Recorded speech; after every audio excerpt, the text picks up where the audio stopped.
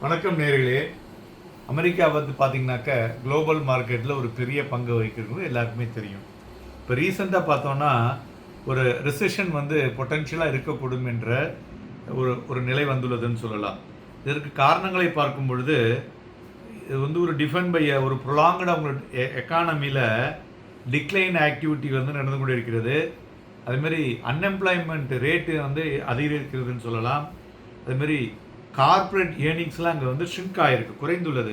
அதனால் நிறைய எக்கனாமிக் அனாலிசிஸ்லாம் என்ன சொல்லியிருக்காங்கனாக்க, என்ன வார்ன் பண்ணியிருக்காங்கன்னா, இந்த ரிஸ்க் ஆஃப் டவுன் ட்ரெண்ட் பார்த்திங்கனாக்க இன்க்ரீஸ் ஆகக்கூடும் அமெரிக்காவில் அப்படிங்கிற விஷயத்தை சொல்லியிருக்காங்க. அதுமாரி இந்த பிபிசி ரிப்போர்ட்டில் ஜேபி மோர்கன் என்ன சொல்லியிருக்காங்கனாக்க, ப்ராபபிலிட்டி ஆஃப் யூஎஸ் ரெசிஷன் வந்து 40% எக்கனாமிக் பாலிசிஸ் அதனாலையும் ப்ளஸ் அந்த க்ரோத் டவுன் ஆனதையும் அப்படிங்கிறத சொல்லியிருக்காங்க. அதுமாரி மூடிஸோடைய அனலிட்டிக்கல் மார்க் அவங்க என்ன சொல்கிறாங்கனாக்க, recession estimated from 15% to 35% due to இந்த டேரிஃபில் வந்து இப்போ நடந்துருக்குல சண்டை அதனாலன்னு சொல்லியிருக்காங்க. ஸோ அதில் பார்த்திங்கனாக்க S&P 500 வந்து ஏப்ரலில் வந்து விழுந்ததற்கு காரணமும் லாஸ்ட் ஏப்ரல் டு செப்டம்பரில் பார்க்கும் பொழுது ஸ்லைட் ரெக்கவரி இருந்தது. அதுக்கப்புறம் மறுபடியும் விழ ஆரம்பிச்சிருக்கு. மேலும் இந்த ரெசெஷன் வந்து யூஎஸ் எக்கானமியில் பார்த்தோம்னாக்கா ஸ்டேட் பேங்க் ஆஃப் இந்தியாவோட ரிப்போர்ட் படி ஜிடிபி க்ரோத் பார்த்திங்கனாக்கா டவுன்வர்டு சின்ஸ் 2000 அப்படின்னே சொல்லியிருக்காங்க. மேலும் இந்த ஷார்ப் டிக்ளைன் 2.9% இன் ஜனவரி. ஸோ அடிஷ்னலாக பர்சனல் கன்சம்ஷன் எக்ஸ்பெண்டிச்சர்னு சொல்லுவாங்க அங்கே.